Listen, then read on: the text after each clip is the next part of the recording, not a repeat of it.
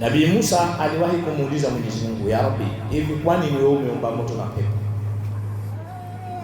Mwenyezi Mungu alikuwa akimjibu sana Nabii Musa kwa vitendo. Allah akamuuliza, unataka kujua kwa nini nimeumba moto na pepo? Akamwambia naam. Akamwambia nenda kalime mazao. Nabii Musa akaja akalima mahindi, kalima mazao yakakubali vizuri sana. Ikafika msimu wa kuvuna, akavuna. Alipovuna anataka kuliandaa shamba kwa kilimo kingine, kwa sababu alikubali kilimo chake vizuri. Kwa hiyo kukawa kuna magugu mule shamba na kuna yale mahindi ambayo hayakuwa vizuri, hayakuzaa vizuri, sio? Kwa akawa ameshavuna yale safi, yale ambayo yalikuwa hayakukoma itakiwavyo, yamekufa kabla Musa, yale yote akachoma moto. Pale Mwenyezi Mungu akamuuliza Nabii Musa, hapo Musa ndio kwenye jibu la swali lako, kwa nini unayachoma moto hayo? Akamwambia, Rabbi, haya nayachoma moto kwa sababu hayana kazi tena. Haya yale yenyewe nishavuna safi, nishahifadhi nyumbani. Haya hayakuwa katika mazingira sawa, na mimi naliandaa shamba kwa ajili ya kilimo kingine, kwa hayana kazi, hayana faida na mimi. Mwenyezi Mungu akamwambia, sasa na mimi nimeumba moto na pepo, hivyo ndivyo nitakavyofanya. Hivyo ulivyofanya wewe hivyo, kwamba wale waja wema, na ndio mahindi yako mema hayo mazuri hayo, umevuna umepeleka wapi? Yale hayana kazi na wewe umeyafanya nini? Umeyachoma moto. Kwa hiyo binadamu kwamba wale watakaokuwa na kazi na mimi, wale ambao niliwaagiza na wakatekeleza yale ambayo mimi Mola wao waliyafanya, hao utawapeleka wapi? Peponi. Ndio maana nikaumba pepo iliyojaa neema, iliyojaa furaha, iliyojaa raha, iliyojaa kila lisilochosha. Lakini moto nimeumba kwa wale ambao mimi sitokuwa na kazi nao. Ni wapi hao? Ni wale ambao niliwaagiza kuambia mniabudu, lakini hawakutaka. Niwapeleke wapi? Motoni, si ndio? Kwa Mungu akawa mjibu Musa kwa staili hiyo. Tumuombe Allah asitufanye sisi tukawa mabubu tusiokuwa na kazi, bali atujalie tu ni mazao bora tutakayopata kuingia katika pepo ya Mwenyezi Mungu Subhanahu wa Ta'ala. Hakuna neema kubwa kwa mwanadamu kama neema ya pepo. Hiyo ndio neema kubwa. Ar-Rahmani, mwenye kunemesha neema ndogo wapi? Duniani. Ar-Rahim, na mwenye kunemesha neema kubwa wapi? Akhera. Duniani neema tulizopewa ni ndogo, sawa? Akhera neema ni kubwa, laisa kiasi, hazina kiasi. Kwa kumalizia, ndugu zanguni, mwanadamu ya kwake anayeweza kujivunia, sawa, na hicho chenyewe kwamba si cha kwake, kwa sababu sisi si wa sisi ni wanani? Allah. Ila kama mwanadamu anataka kujivuna, yeye ajione kwamba mimi ndio mimi, kilichokuwa cha kwake, alafu utaangalia, je, nafaa nijivune ama sifai kujivuna? Sawa? Mwanadamu kilichokuwa cha kwake yafaa yeye ajivunie. Kama iko hivyo, kama yastahili hivyo, basi wa kwake ni mwili. Tuelewana? Wote, mwili wake wote yafaa afanye ajivunie mwili. Lakini huo mwili ndani yake, ili mwili huo ufunction, uwe na kazi, lazima uwe na roho, sawa? Sasa roho si ya kwetu, tuelewana? Utachagua mahala gani utakuja kujivuna. Mwanadamu yafaa ajivunie kama ataka kujivunia, kwa sababu cha kwake tuseme ni mwili ndio wake, lakini roho sio yake. Tuelewana? Je, mwili ukishatolewa roho una shughuli? Hauna. Mwanadamu kabla ya kutiwa roho ni mwili ambao uko tumboni kwa mama yake, na Mungu kuonesha kwamba wewe mwili wako hauna kazi. Roho inatoka wapi?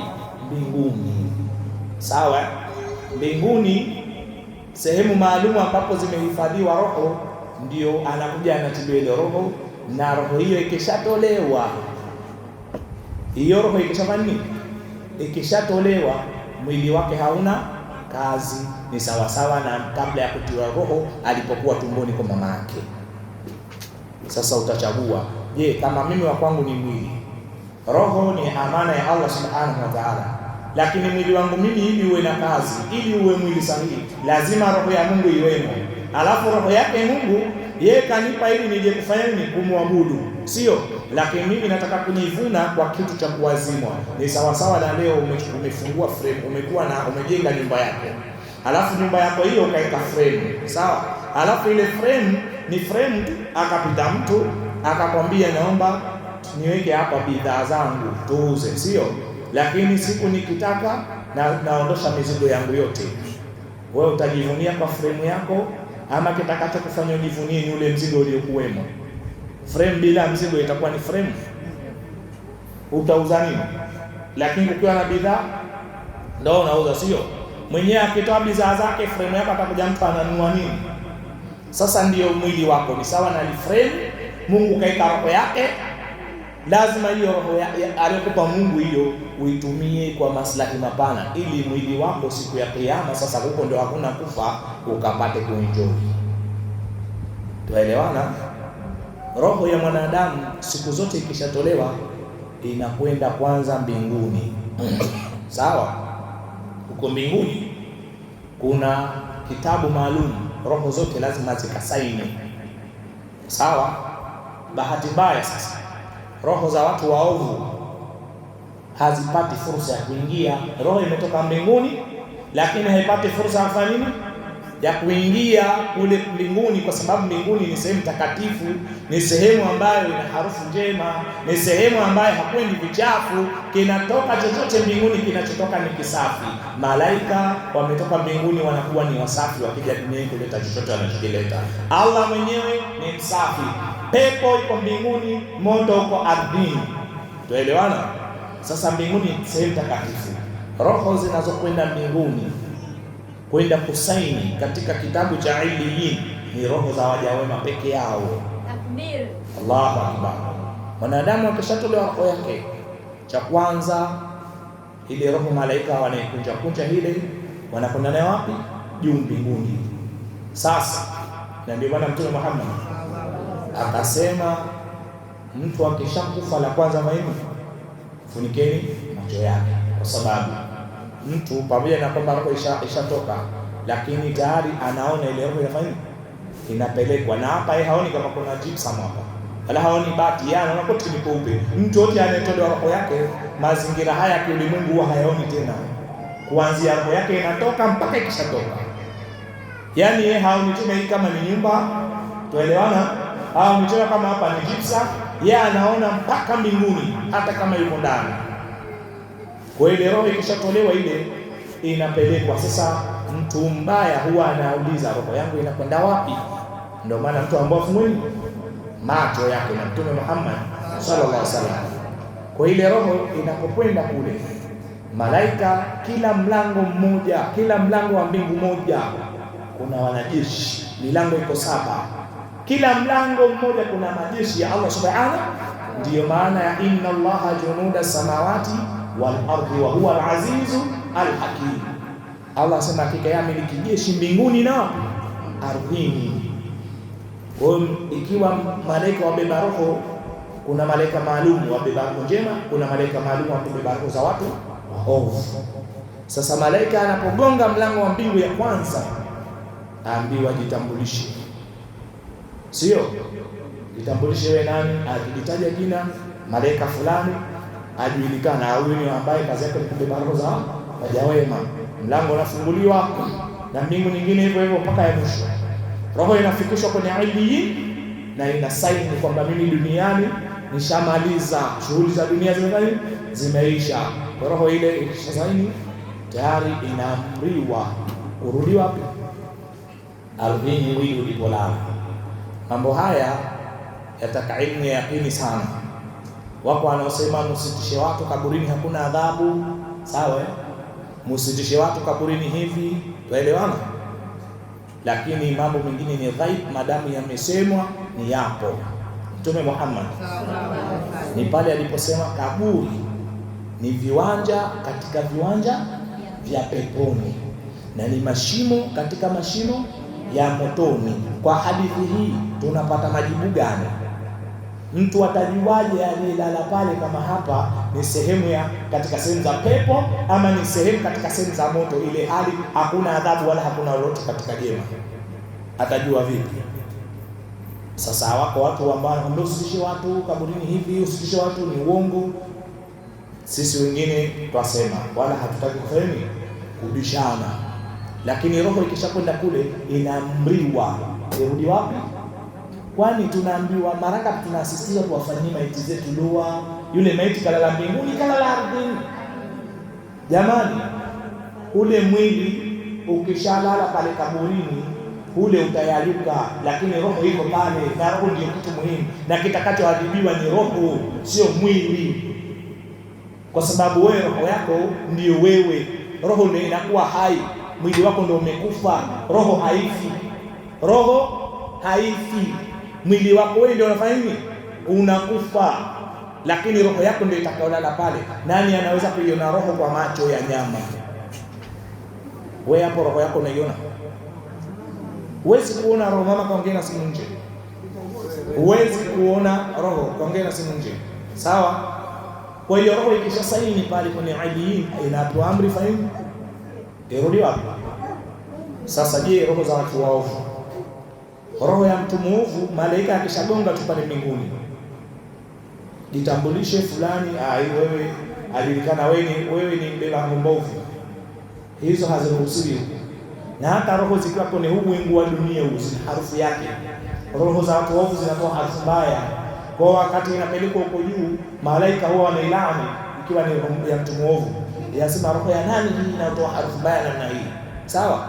Na ikifika wingu wako wanaambiwa hiyo haina mamlaka ya kuja huku kurudisha, na yenyewe inafanya kwa kile kitendo. Mwanadamu anaandaliwa huku kuoshwa, kufanywaje, kuswaliwa, na roho kwa safari inafanyaje? Mwili unalazwa pale, pilika zile zinaisha na roho imeingia mwilini, sawa? Roho inaingia mwilini. Sasa hapo utajua kama kaburini ni sehemu ya maisha ama ni sehemu ambayo haina maana, sawa? Lakini kama haina maana, kwa nini tuandaliwe kwenye maziko? Kwa nini tuvishwe sanda? Kwa nini tuoshwe? Wakati ule mwili, kwa nini usitupwe tu pale tunaoza? Kwa nini siwe hivyo? Allah subhanahu wa ta'ala atufungue, tuyajue tusiyoyajua, na tuamini yaliyosemwa hata kama hatujayaona. Ndugu zangu, ni dunia si lolote, si chochote, ni pumbao la muda mfupi sana. Mwanadamu hata kama atapewa miaka 1000, muda wake wa kufa ukifika, atajiona kama kapewa sekunde moja. Hata kama mwanadamu atapewa miaka 1000, muda wake wa kutoka roho ukifika, atahisi kama kapewa sekunde moja. Hataona kama hii duniani aliishi muda mrefu na alifanya kila alichofanya. Yeye ataona kakaa sekunde moja na anatamani sasa ndio akae afanye aliyotakiwa afanye. Wallahi, muda wa kufa ukifika, ghasia zote mwanadamu alizozifanya, zile mbaya zitamuumiza na zile nzuri ataona hajafanya kitu. Ndugu zangu, tupunguze kasi ya dunia, tupunguze kasi ya matamanio ya kidunia. Walikuwepo, walikuwa navyo walivyokuwa navyo, wameondoka waliondoka, wameviacha walivyoviacha. Wako ambao waliutumia muda katika kheri, sasa hivi wanasubiri malipo ya Mola wao, na wako ambao waliutumia muda katika shari, kadhalika wanasubiri malipo ya Mola wao. Mwenyezi Mungu atujalie sisi tuwe miongoni mwa watakaolipwa malipo mema baada ya kuondoka kwetu duniani. Tumuombe sana Allah subhanahu wa ta'ala atusamehe sisi na wazazi wetu. Ya Rabbi, tunakuomba tusamehe sisi na vizazi vyetu. Allah, tusamehe sisi na wake zetu. Ya Rabbi, wasamehe wanawake na waume zao. Allah, tusamehe sisi tuliokuwa hai na waliotangulia katika waumini. Ya Rabbi, tusamehe katika maisha ya dunia na akhera. Ya Rabbi, tusamehe makosa yetu tuliyofanya kwa kujua, kutokujua, kukusudia, ima kuteleza. Kadhalika ya Rabbi, tufutie madhambi yanayotokana na makosa hayo. Ya Rabbi tusamehe makosa yetu madogo na makubwa, kadhalika tufutie madhambi yanayotokana na makosa hayo. Ya Rabbi tusamehe makosa yetu tuliyofanya asubuhi, mchana, jioni na usiku, kadhalika ya Rabbi tufutie madhambi yanayotokana na makosa hayo. Ya Rabbi tusamehe sisi waja wako dhaifu, Allah tusamehe sisi waja wako dhalili. Ya Rabbi tusamehe sisi tuliokuwa hai na waliotangulia katika waumini. Ya Rabbi tusamehe katika dunia na akhera. Ya Rabbi tusamehe katika dunia na akhera. Ya Rabbi tusamehe katika maisha yetu ya dunia na akhera. Mwenyezi Mungu Subhanahu wa Ta'ala, usiangalie wingi wa makosa yetu ikawa sababu ya kutuadhibu siku ya Kiyama. Allah, bila shaka makosa yetu ni mengi kuliko mema yetu. Ya Rabbi, huruma yako ndio tunayotarajia. Ya Rabbi, rehema zako ndio tunazotarajia. Allah, tunakuomba, sisi hatuna ujanja wa kuingia katika pepo yako eti kwa sababu ya mema yetu, bali Allah, huruma yako ndio inaweza ikawa sababu ya sisi kuingia katika pepo yako, bali Allah, rehema zako ndio zinaweza zikawa sababu ya sisi kuingia katika pepo yako. Ya Rabbi, sisi hatuna wingi wa mema yatakayotufanya tunusurike na moto wako, bali Allah, madhambi yetu ni mingi kuliko mema yetu, lakini Allah, huruma yako ndio inaweza kutunusuru na moto wako. Allah, rehema zako ndio zinaweza kutunusuru na moto wako. Ya Rabbi, tunakuomba pepo yako. Allah, sisi hatukuwa tukijijua wala tukujitambua wala wenye kutajika, lakini Allah, kwa huruma yako ukatuumba na tukawa miongoni mwa waliokuwepo katika dunia yako. Basi ya Rabbi, tunakuomba maombi haya. Ya Rabbi, tunakuomba maombi haya. Ya Rabbi, tupokelee dua hii tunakuomba. Ya Rabbi, kama ambavyo Allah ulitutunuku hai ukatuumba hali ya kuwa hatujijui. Ya Rabbi, ile ulipotumia kututunuku hai, ile njia uliyoitumia wewe kututunuku hai, ya Rabbi, njia hiyo uliyotuomba uitumie kututunuku pepo yako. Ya Rabbi, usituingize kwa peponi kwako eti kwa sababu ya ibada zetu. Hatuna ibada hizo. Ya Rabbi, tukifanya ibada leo tunafanya madhambi kesho. Ya Rabbi, tukifanya kheri leo tunafanya maasi kesho. Ya Rabbi, bali tunafanya mema yanakuja yanafilisika kwa kupitia maasi. Bali hapa sisi kwa kuomba tu Mola wetu mlezi, tuangalie kwa jicho la huruma, tuangalie kwa jicho la rehema, tuangalie kwa jicho la neema, tuangalie kwa jicho la nuru, tuangalie kwa jicho la baraka. Ya Rabbi, tuweke karibu na Mtume wetu Muhammad sallallahu alaihi wasallam. Tujalie tuwe miongoni mwa watakaopata kivuli cha arshi yako siku ya Kiyama. Tujalie tuwe miongoni mwa watakaopata msamaha wako siku ya Kiyama. Tujalie tuwe miongoni mwa watakaopata msamaha wako siku ya Kiyama. Tujalie ya Rabbi, na sisi tuwe miongoni mwa watakaopata msamaha wako siku ya Kiyama. Ya Rabbi, sisi tujalie kuingizwa katika moto hata kwa kusafishwa dhambi. Ya Rabbi, hatuwezi kuvumilia hata dhambi hivyo kusafishwa dhambi. Ya Rabbi, adhabu za moto wako hata kwa sekunde sisi hatuwezi. Allah, usitujalie sisi kuwa miongoni mwa watakaoingizwa katika moto kwa lengo la kuoshwa na dhambi. Sisi tujalie, tutugalie tu pepo yako ya Rabbul Alamin. Allah, tutunuku tu pepo yako ya Rabbul Alamin. Ya Rabbi, tunakuomba Mola wetu mlezi, tuangalie sisi na vizazi vyetu. Allah, usijalie vizazi vyetu vikawa ni kupotea baada ya kuondoka kwetu. Ya Rabbi, usijalie ikawa katika migongo yetu au matumbo ya wake zetu au matumbo ya mama zetu au matumbo ya dada zetu ikawa katoka vizazi au vimeshatoka vizazi vitakavyoingia katika moto wako, bali Allah, jalia vile vimetoka ama vitatoka vizazi vitakavyoingia katika pepo yako. Ya Rabbi, hakuna mwenye kuweza kuvumilia adhabu za moto wako. Ya Rabbi, hakuna mwenye kuweza kuvumilia adhabu za moto wako. Ya Rabbi, hakuna mwenye kuweza kuvumilia adhabu za moto wako. Ya Rabbi, sisi waja wako wote tunakukosea kwa sababu tu ya ujinga wetu, lakini si kwamba sisi ni majabari, si kwamba sisi tunaweza kuvumilia moto wako. Ya Rabbi, hatuna ujabari huo, hatuna ujanja huo, hatuna nguvu hizo, bali ya Rabbi tunakukosea tu kwa ujinga wetu. Kwa kuwa ya Rabbi, sisi ni wajinga na utukufu ni wa kwako. Ya Rabbi, tusamehe sisi Mola wetu mlezi. Allah, tusamehe sisi Mola wetu mlezi. Ya Rabbi, hakika unapenda kusamehe, tusamehe sisi. Ya Rabbi, hakika unapenda kusamehe, tusamehe sisi. Ya Rabbi, hakika ya wewe unapenda kusamehe, tusamehe sisi. Ya Rabbi, tusamehe madhambi yetu madogo na makubwa, madogo na makubwa, madogo na makubwa. Ya Rabbi, wasamehe waliotangulia mbele ya haki. Ya Rabbi, wasamehe wazazi wetu waliotangulia mbele ya haki. Ya Rabbi, wasamehe ndugu zetu waliotangulia mbele ya haki. Ya Rabbi, wasamehe ummati Muhammad kwa jumla waliotangulia mbele ya haki. Ya rahmatika ya arhamar rahimin, ya rahmatika ya arhamar rahimin, ya rahmatika ya arhamar rahimin. Sallallahu ala sayyidina Muhammad wa ala alihi wa sahbihi. Subhana rabbika rabbil izzati amma yasifun, salamun ala al-mursalin, walhamdulillahi rabbil alamin. Insyaallah